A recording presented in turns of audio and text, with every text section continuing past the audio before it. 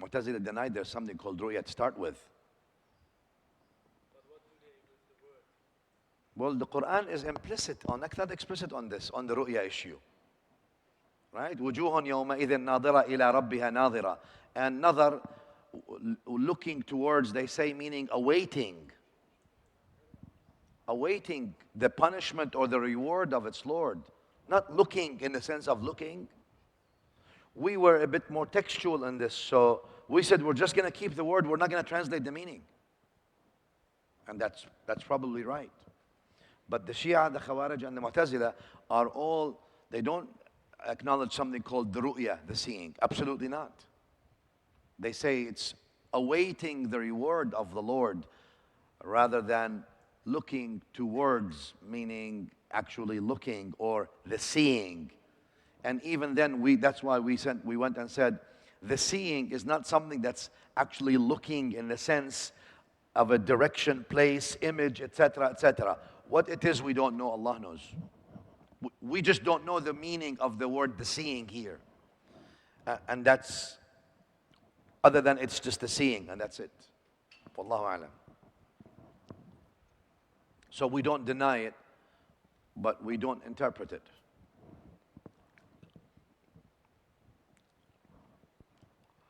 Is it working now? Yes, ma'am. Okay, fair enough.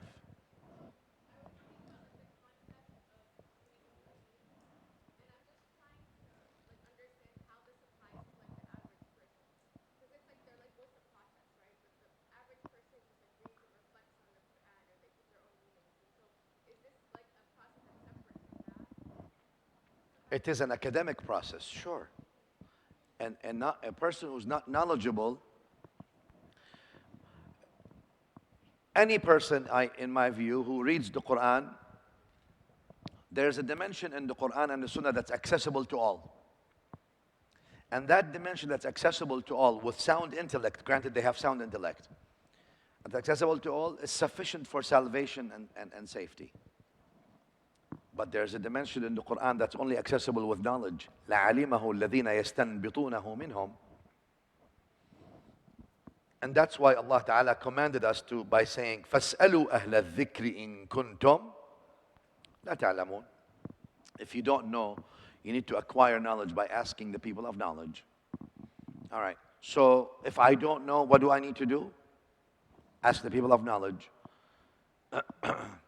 If I don't know, I cannot actually come to a conclusion without acquiring knowledge.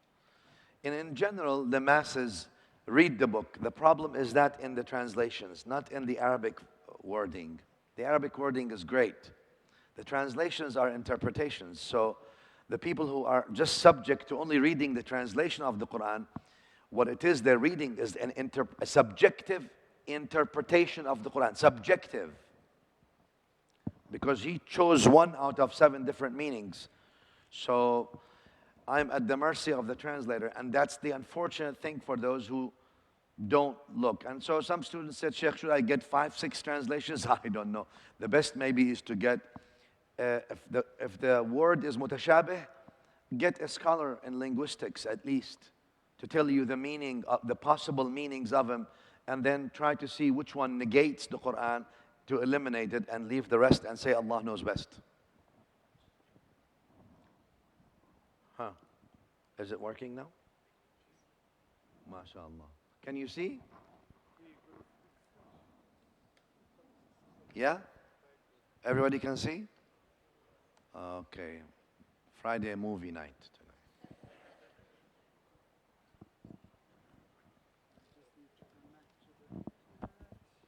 Doing okay, Shaykh? Everything's well? Don't worry about atheists. They don't know Allah.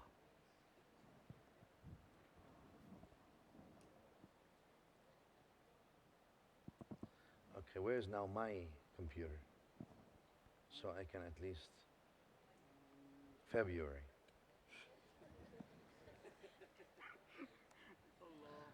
I'm working now as his assistant.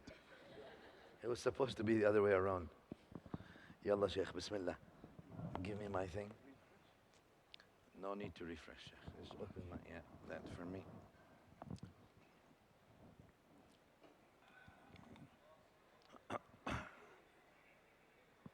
Okay. So what I would like you to do, if you can, Surah Al-Anbiya, ayah number 30. Al-Anbiya, ayah number 30. You could not do it on my computer? No, huh? There is a connection, but an adapter.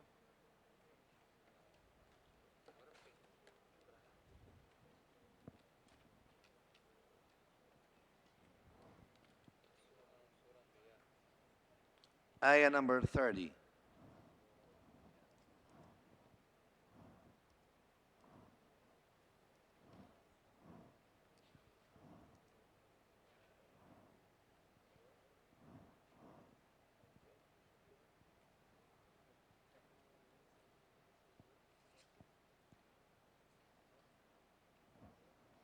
I need you to look at this ayah and contemplate what scientists today talk about the Big Bang and all that stuff. And then, what happened, man? Oh. What, you have Arabic on your thing? Yeah. Okay. Can you see?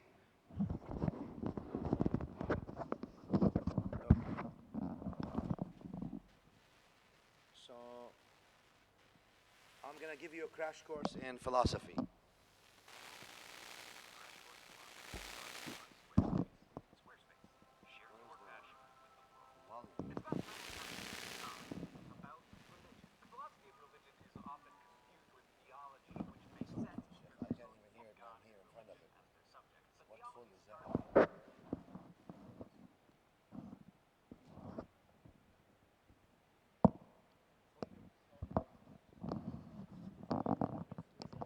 Where's your...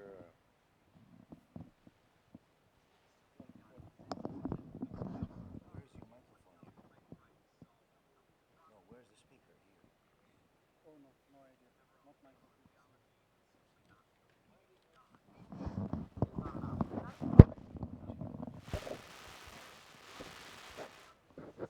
Where's the speaker here? So no area of belief is sacred, and that means even your sacred beliefs are going to... Okay. No. Yeah, give it. Don't do ijtihad, Shaykh. Testing 1 2. I'm going to let them do it on their tablets and all. Why do you want to do ijtihad, Shaykh? Are you mujtahid or muqallid? مقلد. Khlas, Shaykh, don't do ijtihad then. I want them because I need to explain. Just find me where the mic is on this computer.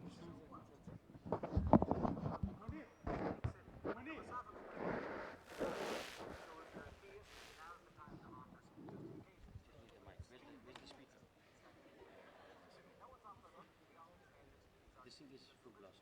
Yeah, that thing is full.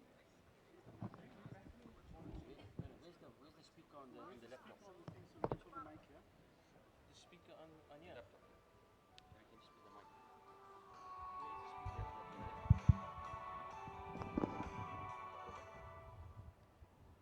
I'll get to God in a minute, but first I want to go over a few things that the philosophy of religion is not. It's not about believing whatever your parents taught. Shaykh, my computer is louder, man. Here, let me show you. So, If how you were raised proved something about religious truth, then every religion, and therefore also no religion, would be true. So how you were raised can give you a reason that you can say Plate on this one will take us some from Where's the speaker? Speaker on the laptop.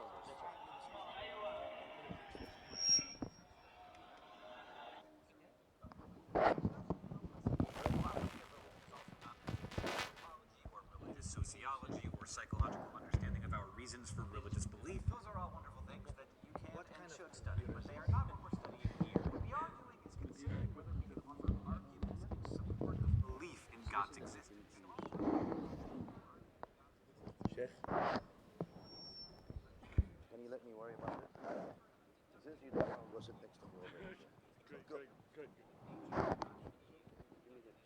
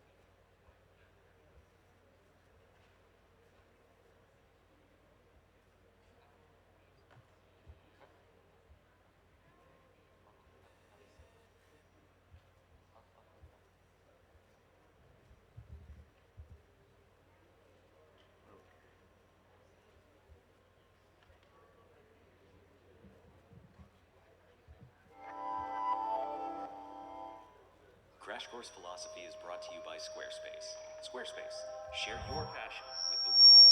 It's about time we had a serious talk about religion. The philosophy of religion is often confused with theology, which makes sense because they both take God and religion as their subjects. But theology starts with assuming that God exists and then figures out what follows, where theology might try to solve philosophical problems that might arise from a belief in God. But one thing that's never on the table in theology is simply not believing in God. Atheism is not an option. That's what separates the philosophical study of religion from the theological. Philosophers take nothing as a given, and that includes religious belief. Everything is on the table, and everything needs a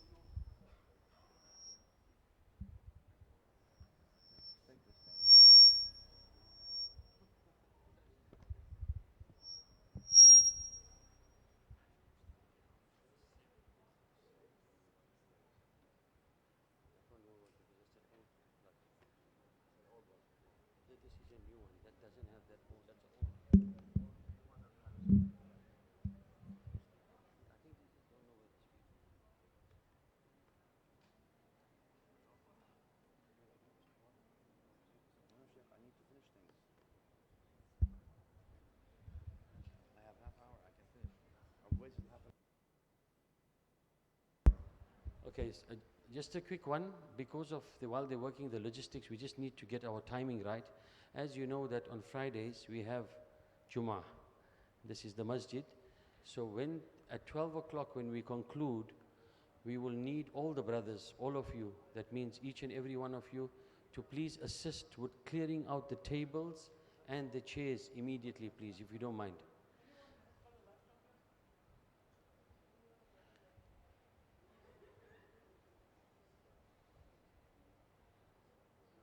No, that's not going to work. So if we can just arrange for the tables and chairs to be cleared out of the masjid, right, so that we can have the masjid available for the Jum'ah program, inshallah.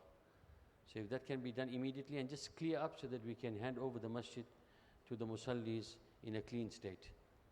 The second thing, tomorrow morning, please remember we need to start at 7 a.m. That's 7 o'clock in the morning. Tomorrow we will finish inshallah at about midday, 12:30, depending on how it goes, but before Dhuhr inshallah. Okay? So 7 a.m. till Dhuhr inshallah. Can you please be here at the masjid on time? We will start with the program of buffet of salawat, and then thereafter the Shaykh will teach and inshallah conclude our durus for the week inshallah. Shukran for your understanding and your ability to adapt at a moment's notice. May Allah bless you all inshallah. Shukran.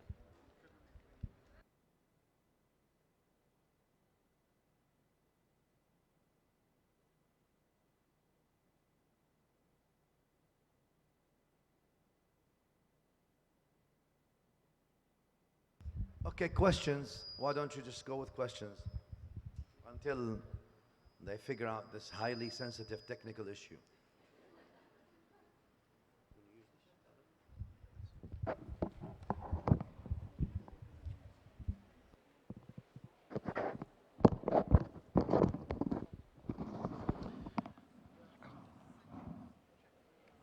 No, just, Sheikh, the biggest secret now is to find out where the speaker is. I mean, that would be a great accomplishment. And see if you can higher the volume like centrally. I am extremely ignorant in computers, but I know that there's a way to put the volume up.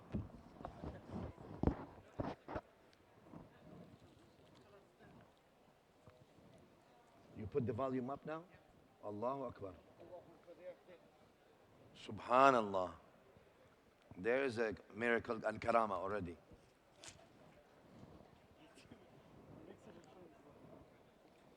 Come on, Sheikh. Help me out here.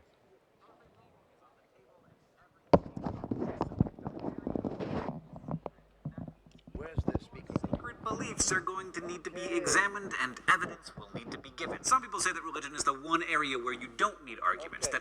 That Crash Course Philosophy is brought to you by Squarespace. Squarespace, share your passion with the world. It's about time we had a serious talk about confused with theology, which makes sense because Is brought to you by Squarespace. Squarespace, share your passion with the world. it's about time we had a serious talk about religion. The philosophy of religion is often confused with theology, which makes sense because they both take God and religion as their subjects. But theology starts with assuming that God exists and then figures out what follows, where theology might try to solve philosophical problems that might arise from a belief in God. But one thing that's never on the table in theology is simply not believing in God. Atheism is not an option. That's what separates the philosophical study of religion from the theological. So what he's saying here is what? Philosophy is talking about God. Theology is talking from the point that God exists already. In an Islamic term, philosophy is talking about God. Theology or religion is talking to God. Do we understand that? What do most speakers nowadays, what do we mostly do? We talk about God, not from an actual point of faith in a sense to God in that sense. All right. Philosophers take nothing as a given, and that includes religious belief. Everything is on the table, and everything needs an argument. So no area of belief. But that's also not true because we don't give in that theology, our Islamic theology is a matter of faith. Close your eyes. Sure, you're going to have a problem if you believe Allah as a person and a superman with superpowers, and you want to make it a matter of faith. You have to close your mind.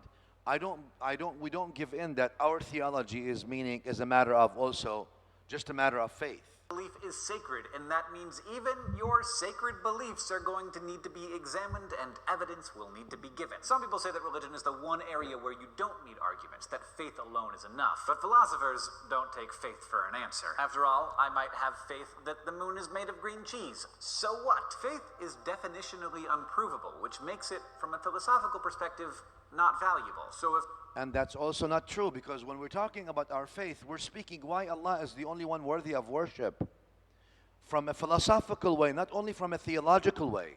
Remember that? Yeah? If you're a theist, now's the time to offer some justifications for your beliefs. And if you're an atheist, it's time for you to pay attention too. No one's off the hook. We all need to pay attention to these arguments because religion is hugely important. Can you think of many things that have been as influential in shaping human history than religious belief? Probably not. So if we can get to the bottom of it, we should.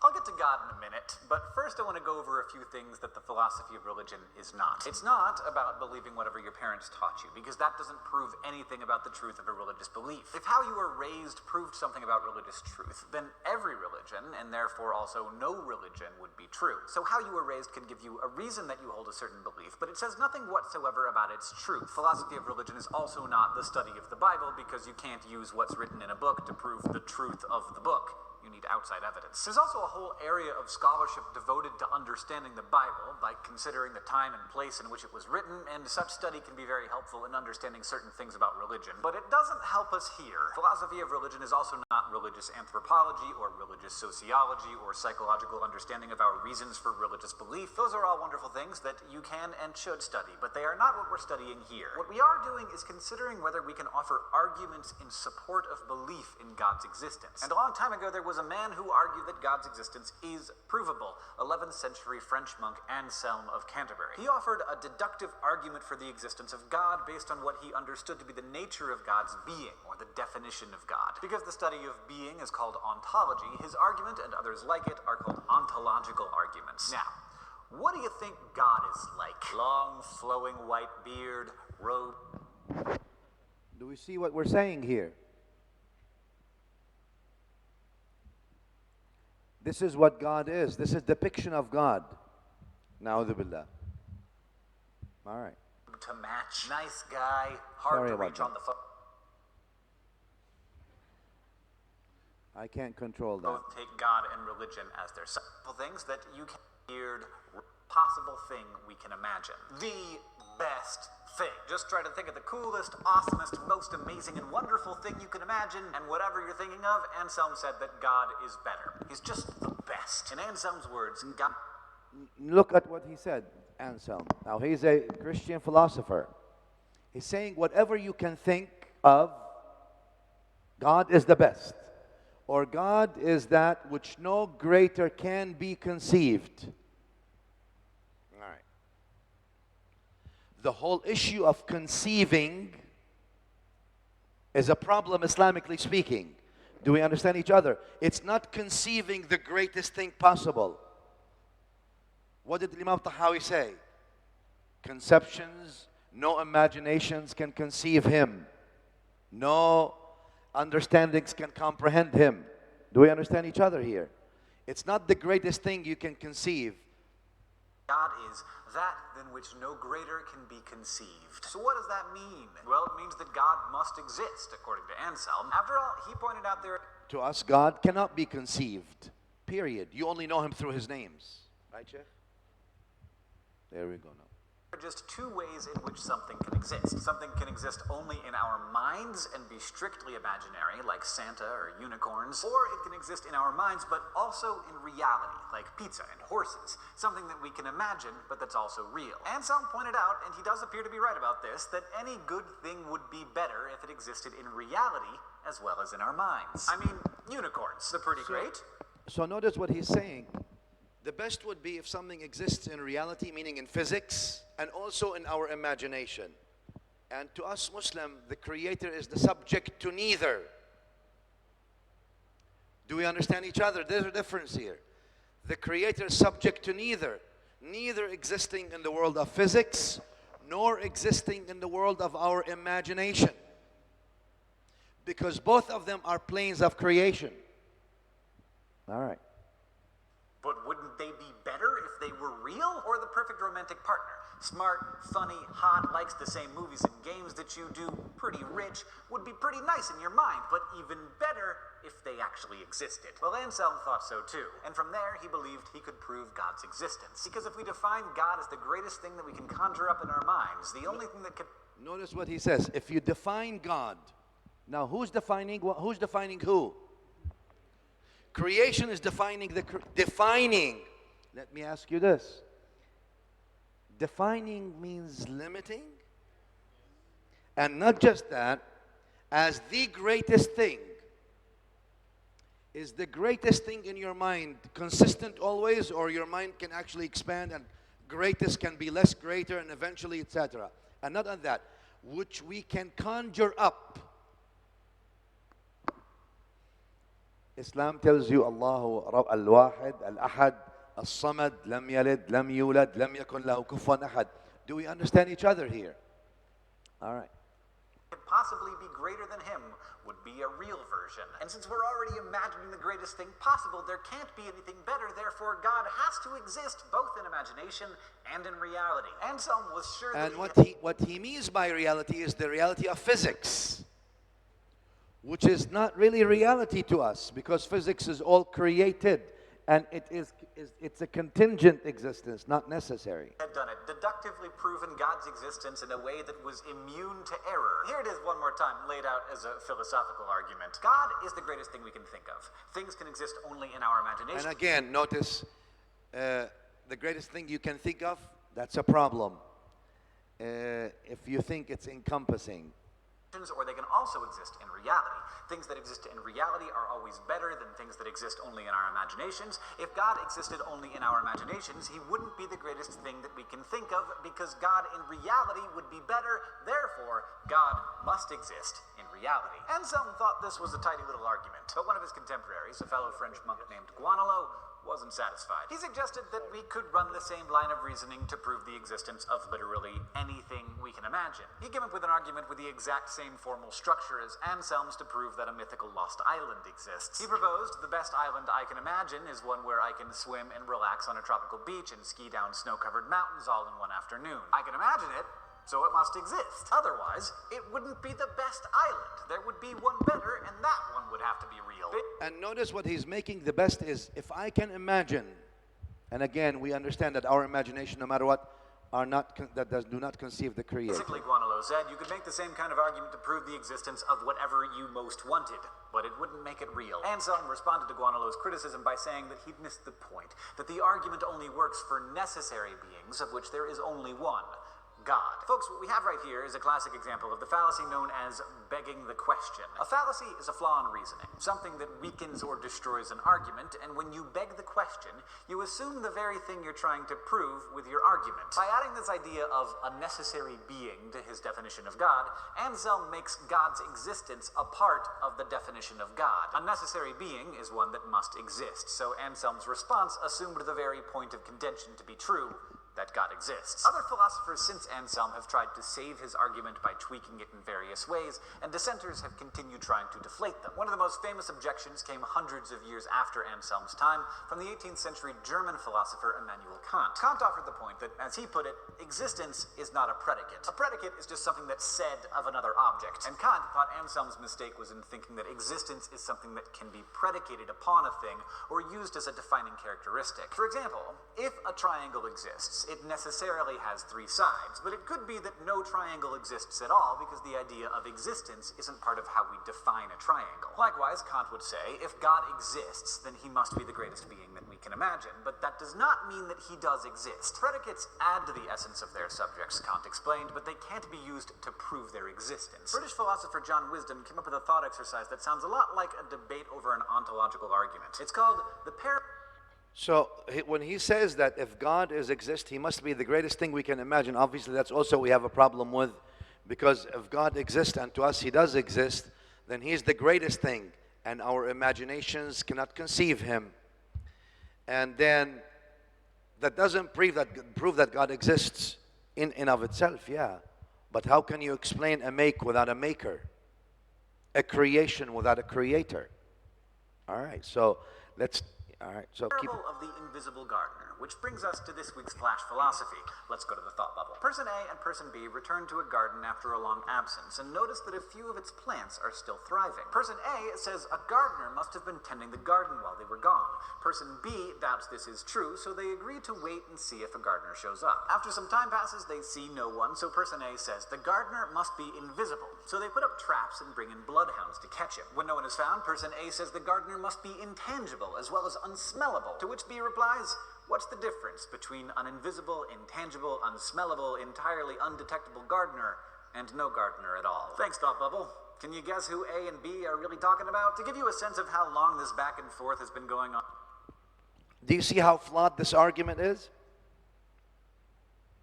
So just because he says that the plants have grown in the garden, and that means the other one said, well, there must have been a gardener. Now, he's not accounting for the soil. He's not accounting for the sun. He's not accounting for the wind. He's not accounting for water. He's not accounting for anything. And he's trying to make that analogy with the Creator, subhanahu wa ta'ala. I hope you caught that. Among philosophers trying to either prove or disprove the existence of God, John Wisdom came up with this parable in 1944, nearly 1,000 years after Anselm and Guanilo. Today, we introduced a new area of philosophy,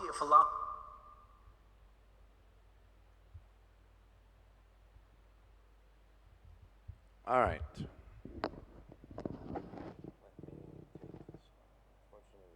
you could not get one that works on mine? Yeah, you can get it. Get it, sir.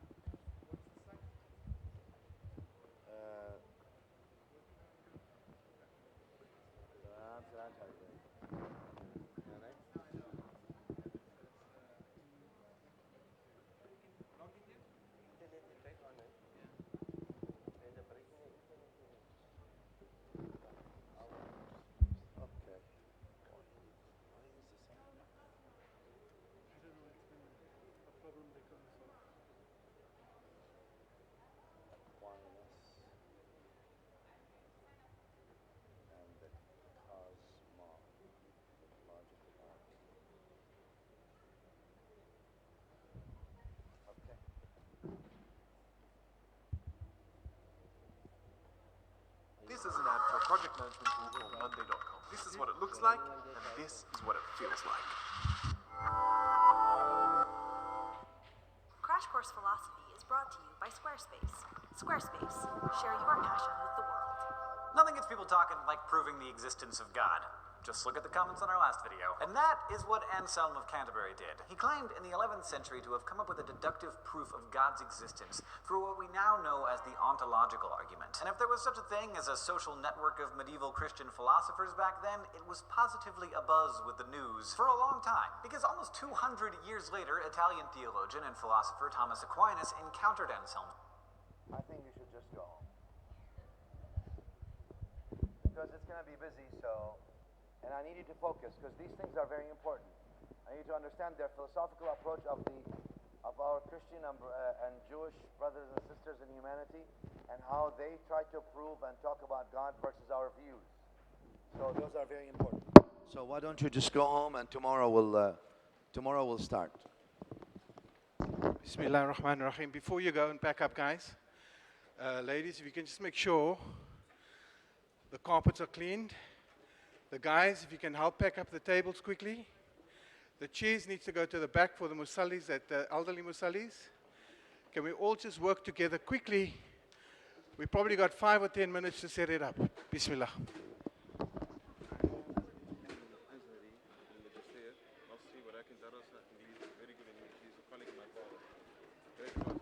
All right. Also, tomorrow morning at 7 o'clock, we're having the Oradia. You will get your copy of the Orad in PDF on WhatsApp and email. So we'll also try and have it loaded onto your drives, right? Onto your SharePoint drives. Jazakallah. His English is good. His manhaj is Azhari. Send his things to me. And he recites those very well. Send him. Just let Shaykh, just listen to him, the piece.